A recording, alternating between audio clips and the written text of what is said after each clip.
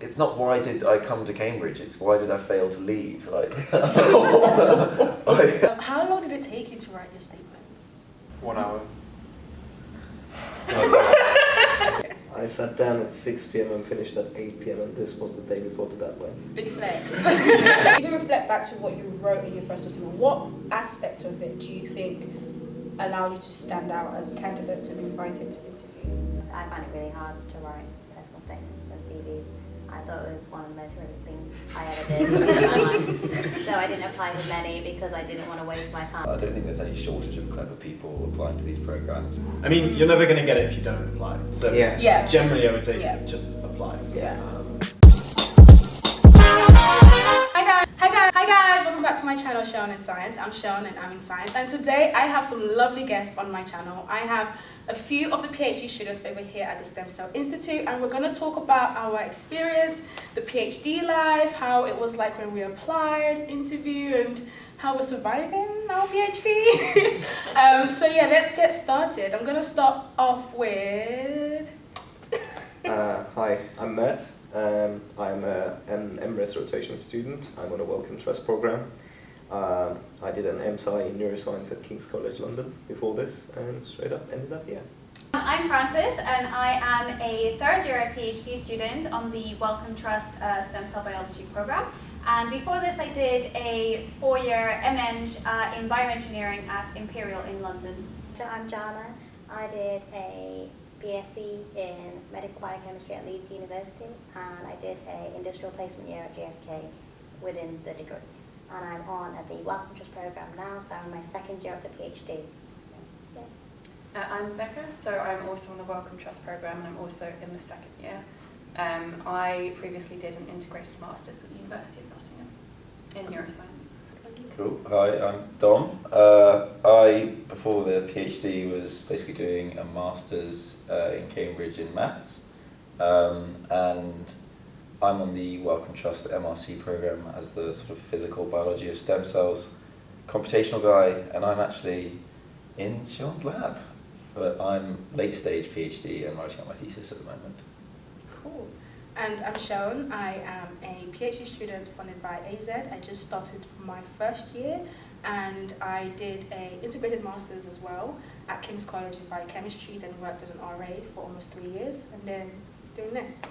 I am Katerina, and I'm a third-year PhD student as well. I'm not on the Wellcome Trust program. I'm funded by a company, and before that I just graduated with a BA from University of Cambridge. Hi everyone, I'm Mylan. I'm a third-year PhD student. Previously I did a Bachelor's of Art at Harvard in developmental biology. Hi, I'm Nefeli.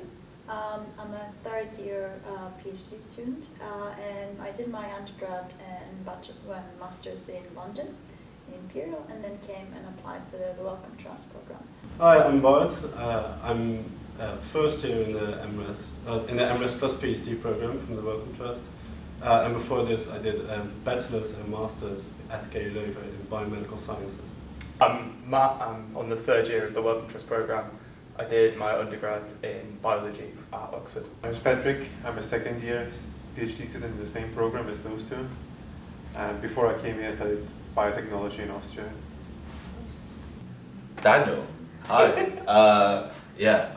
So before starting this PhD, I went to the University of York for my undergrad. I was an RA here, actually at the Silver Lab, which now isn't here. And then I applied for this program straight after. Hi, I'm Anna, and I'm a first-year PhD student on the 4-year Wellcome Trust program in stem cell biology. Before this, I graduated from UCL and I did an integrated master's in cell biology. I'm Jethro. I'm also a first-year rotation project student on the Wellcome program. I did an integrated master's in biochemistry, also Oxford, and then I worked for a couple of years in London in various labs as an RA or technician or whatever they were paying me as. The cheaper of the two, usually. Cool, thank you guys. What I want to start off with in the first part of this is to talk about the application part. And before we actually go into that a little bit, I want to ask, what motivated you guys to apply to Cambridge? Like, when you were thinking of applying for PhDs, why did you pick Cambridge as one of your options? For me, I knew that I wanted to do stem cells, and like this is probably the best place to do stem cell research in the UK. So. In my case, I had done a summer placement in the Stem Cell Institute before, but actually I wouldn't say that that was the key factor for me. It was more the program that appealed to me. I really wanted to do a rotation year because, as I say, I did bioengineering, so I had no background in stem cell biology. I wanted to try different labs, and I loved the focus on stem cells because I really, at the time, wanted to do stem cells in regenerative medicine application, and I thought that at the Stem Cell Institute you have links with the hospital as well, so it's quite a good place to explore this kind of interest that I have. I think the specificity of the program as well is pretty unparalleled, just because it's all within the stem cell department. I mean, there's lots of cool science going on across Cambridge, but I think the Wellcome Stem Cell program was, yeah, pretty attractive. Yeah, I also did an internship 5 years before I applied to the program, the Wellcome program. And I just applied to the Wellcome program because it has a very good reputation and it's very much sought after. And I didn't really expect to get into the interview round, let alone being accepted in the end. But that's how it turned out, and I'm pretty happy here. We have a very nice support structure from Joe and the other administrative staff, so it's very nice. I visited Cambridge on a holiday, and then I was like, yeah, I want to study here. So ever since that holiday, I was just focused, like, I gotta get in Cambridge somehow. And then my master's I did in stem cell biology. So I wanted to continue in that, and then this program was really good for it. So that's how I ended up here. Yeah, I was actually recommended to check this program out by my former supervisor for my master's dissertation. And yeah, it was something that immediately appealed to me because of the structure, because I was like, I knew that I wanted to do a PhD in this field, but I didn't know exactly what aspect of the field, and having this opportunity to do rotations in the first year was definitely a big advantage, and this is why I decided to apply. Great. And was this the only program that you guys applied to, or did you apply to like a few others as well as this? In my case, yes. Nice. That's what wow, I did the first that's time. yeah. No, in my case it was not. I applied to, well actually it was very limited. I was applying as an international student and I needed extra funding.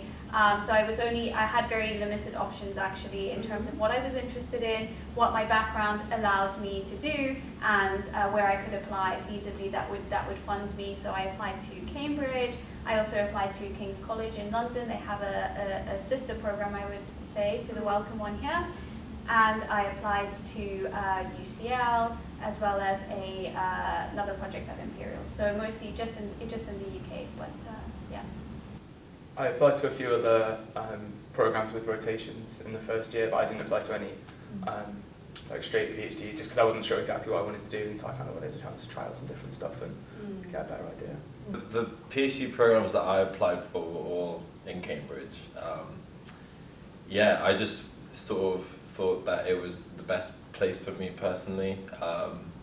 My sister went to Cambridge as well, so I kind of knew about, you know, the college systems and things like this. I knew that I liked living here, doing an RA, so I wanted to stay here, and then obviously some good labs here as well. So I decided to, I applied to the Wellcome Trust program here at the Stem Cell Institute. I applied to the LMB PhD program as well, and some other ones like the MRC, DTP, etc. So, yeah. Cool. How about you guys? I applied to a few as well, both rotations and direct PhDs, both in the UK and abroad. So, yeah. I applied to one other and this one, but they were both rotations. So I just wanted something that I could actually have a feel for the lab before I made a commitment to it. So. Yeah, it was the same. Didn't want to go straight in without getting a sense of the PI first. No, it's not why did I come to Cambridge, it's why did I fail to leave. Like, it's just because Cambridge. It's just because Cambridge is quite nice, you know. Oh, okay. It's like it's got a big name. It's got like a well-respected research output. You know, it's got loads of good institutes. Yeah. It's probably one of the only places in the world where if you so wanted to, on virtually any night of the week, you could like go to some cool talk that you're interested in. Oh, and then when you guys were writing your statement, how long did it take you to write your statements? Too long. I spread it out over multiple days, I think. Yeah. And then like just got headaches from it. Yeah. 1 hour. 1 hour. Really? I sat down at 6 p.m. and finished at 8 p.m. and this was the day before the deadline. Big flex. But that's because I wrote about 7 beforehand, so Okay. I sort of knew the structure of how I would need to write it down. And surprisingly, some sort of a skillful author came out of me at that day, because all the paragraphs I've written down are actually probably the best among all the personal statements I've written down. Practice makes perfect, you know. Yeah, I'm not too sure. I think it was random bursts of adrenaline because I needed to, send the application ASAP. Yeah. Guys, don't do that, please. Like, Yeah, don't do that. He's not the best example of how you should do an application for Cambridge. Yeah. I think the practice makes perfect thing is definitely true Yeah. with personal statements. By the Yeah. time you've written a few, there's stock sentences that you can use in Yeah. lots. I had actually applied to a few programs the previous year, but I didn't really know what I wanted to do then, so the applications didn't go anywhere because I think they can tell. Yeah. But then by the time the second year came around, I'd actually picked a few programs and written a few statements, and they were obviously better than the first time. I think I think about things for a long time because I'm a natural procrastinator, which means as long as it possibly can until it's a bit too late. That is my way, but I think about things for a long time, and by the time I do it, probably in a few days to a week kind of time. It was quite a while ago now. I've just got a bad memory. I usually when I do a personal statement, I do it in bits and pieces, so I don't do it all in one go. So I imagine it to be like a weekend, like chipping away at it slowly. Ah, that's a good technique actually, because then it doesn't feel as daunting. Because I remember when I was applying for mine, I was speaking to someone in the lab and I was like, oh gosh, I have to go sell myself now. Like, not in not in a bad way, but in a way of like, because you have to strike a good balance of being like, oh, I know I've got the skills, but I'm not shoving it down your throat like, pick me, right? Yeah. So it's a good balance to try to strike. But yeah, I think mine took quite a while. Like I was applying for a few others. So as you said, after a while, like you just have like stock sentences that you just slip in here.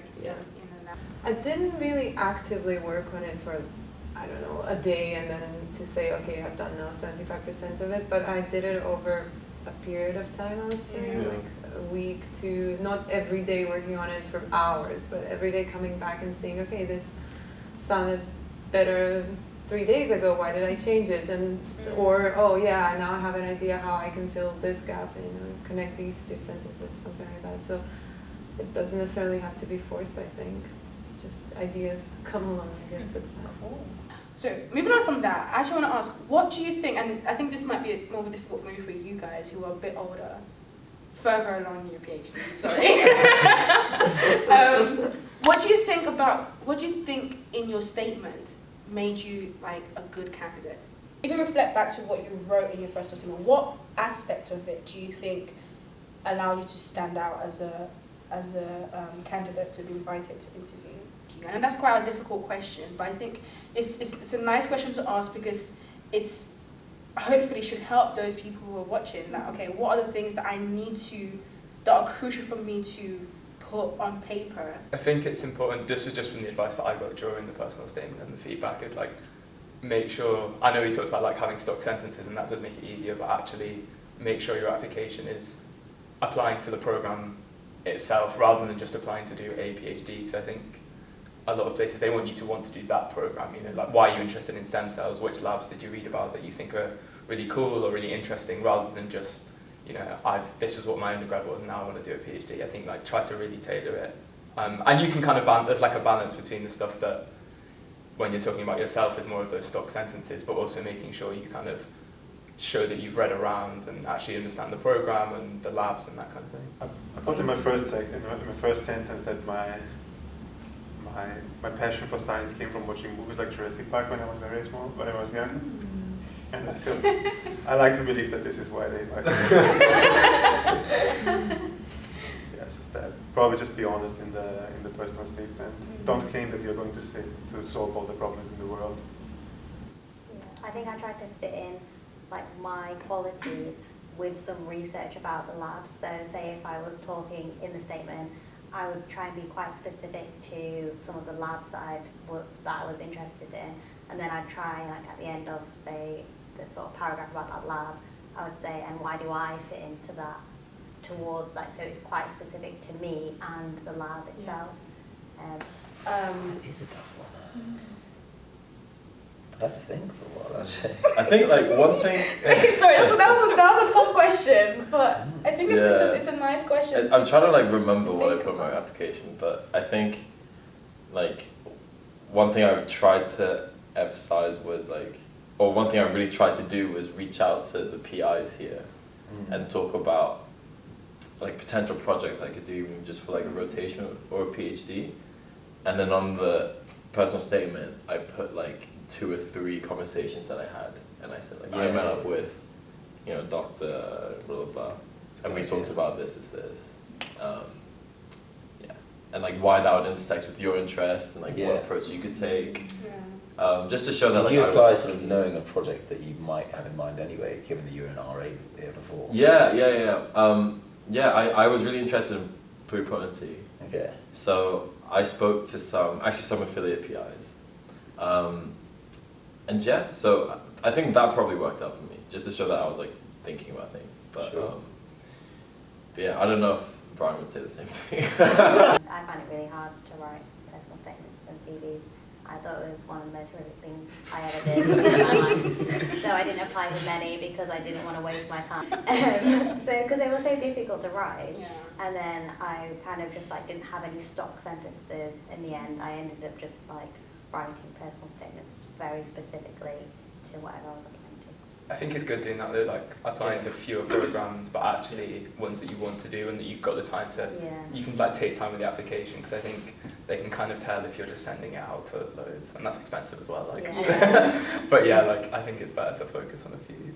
I mean, this is an obvious one, but I think the personal statement really needs to be personal to you. I think that's what helped mine for sure, is that I just gave a lot of myself to that statement, and I really showed how the events in my life leading up to that point had given me a strong interest in this field and in this topic. And I think that I just tried to convey that as much as possible in the statement. But I don't think there's a right or wrong. As I said, I think it should be very personal to you and your personality. I don't know, I would say with personal statements, it's like hard to give general advice, because I feel like the whole point of a personal statement is you've got to identify your like unique selling point, which is, because like, truth be told, there's going to be tens and maybe even hundreds of people that apply that are like very clever. I don't think there's any shortage of clever people applying to these programs, but it's more like, what is it particularly about your experiences or your, you know, research interests or expertise that mean that like you're going to offer something different or exciting or interesting to the program. Because I think like ultimately, having talked to like a lot of PIs, again, I don't know if there's really a shortage of people that are like competent, but PIs seem to like, and PIs themselves are people that like can think very hard and in different ways about problems that they have, and they'll appreciate other people that can think very hard in different ways. And so like, if you've got a USP, sell it. Like, that would be my, I find it really hard to give general advice with like personal statement-y stuff, because it is so personal. And I think for me, I wanted to demonstrate my passion that I used to have, and I still have, I guess, for biology, and in particular for stem cells, because I knew from, you know, when I was applying for PhD, I really wanted to do stem cells. So I was like, yeah, I'm going to go for that. And again, I mean, it's 100% what you're saying. Like, you need to be genuine about it.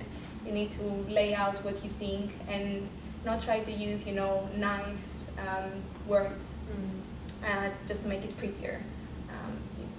That's cool. Well, for me, I think, and this helps with people who might be worried about the kind of creative writing aspect, is that the more experience you have, the more that will speak for itself. And actually, if you've got enough to talk about, then you don't have to kind of flourish your personal statement with lots of how applicable everything is. And that was my approach. I wasn't someone who came out with the best grade from my undergrad, so I kind of built up experience over a few years. And I think by that point, if you've worked, like I'd worked in a neurobiology lab and a stem cell biology lab and a structural biology lab, and by that point, you've got enough that you actually don't have to worry about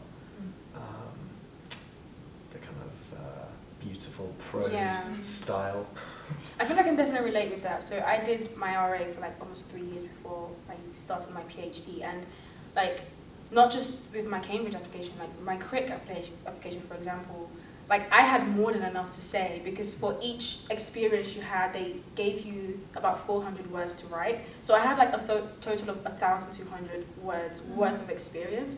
So this might be a biased opinion, but I feel like to an extent it's better for you if you're able to get some experience before you start your PhD. And I think you also go into it a little bit more, I won't say mature, but like more aware of the realities of science, like that things don't work. Because when you do experience as an undergrad or a master's student, like there's still some level of like padding that you get in the project. So I think it's nice for you to like know, at least be exposed to more of the realities. But that's just my personal experience. I can't really remember exactly what I wrote because it was a while ago, but I think I wrote something about collaborations and doing like interdisciplinary research that, you know, the stem cell industry is doing a lot. And I think at the time when I was applying, they were also pushing for that a lot because they were in all the different buildings and they wanted everyone to kind of start collaborating with each other.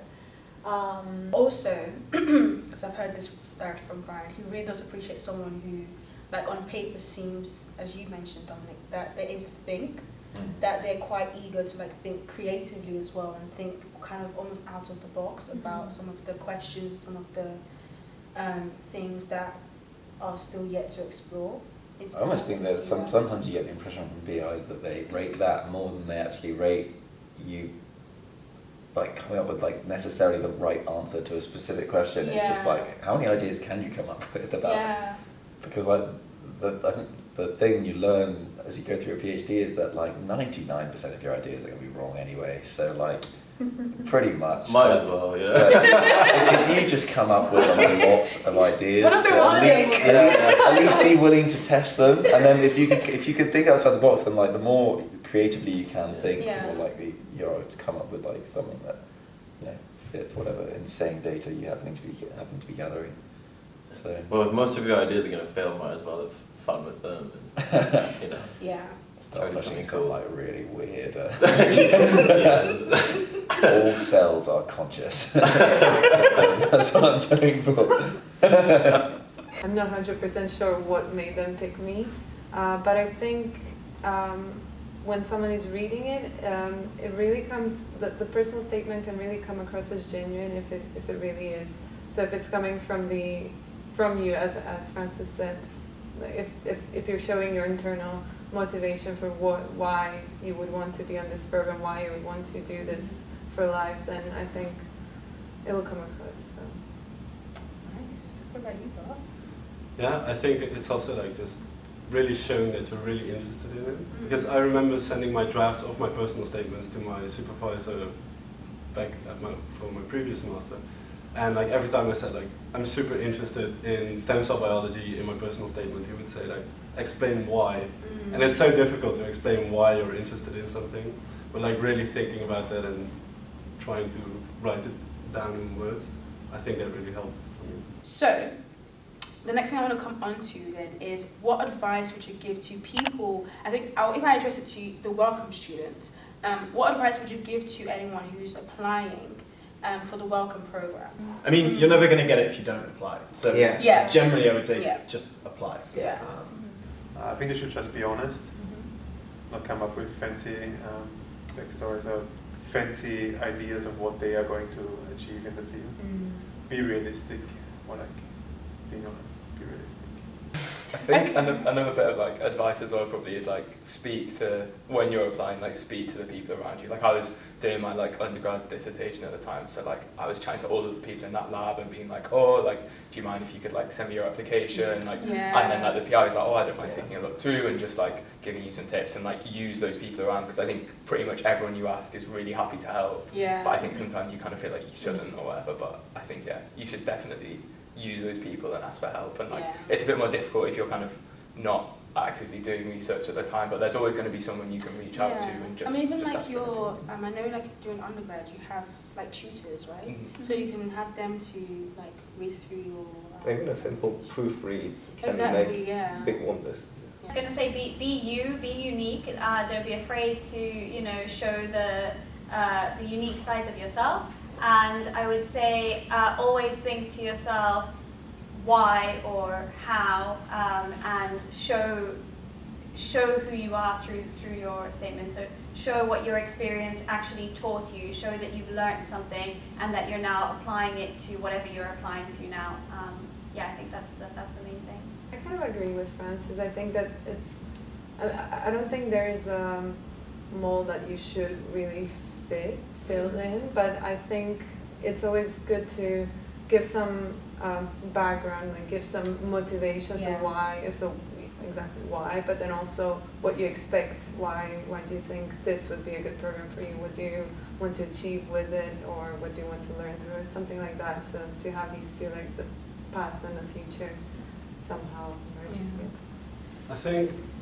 I think you want to show why you want to go to the institute, but also show why the institute should pick you. So like all the skills that if you've developed any skills that you think other people haven't got, like if you're super good at some technique that other people like didn't learn, then like put it in there and like make it a big deal. I would get science people to look at your work as well. Because I think a balance though, like it's good to get definitely science people, but also get like random people, not random people off the streets, but like grammatical exactly faults. But then I think the science sometimes it's worded in a way that people that don't do science wouldn't understand.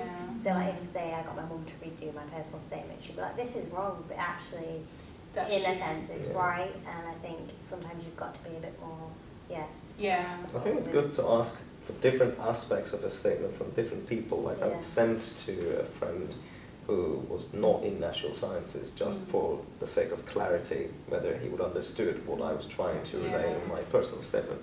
And that's a good approach, I think, because that will give you multiple feedback. And I've helped edit a paper, like a personal statement, because someone was applying to American PhD programs, and the writing style that you write as a personal statement varies a bit. So that's like one thing to keep in mind as well. Cool, lovely advice from you guys. Oh, love it. Okay, so we're gonna move on to the interview aspect of the application. All right, cool. So let's move on to the interviews.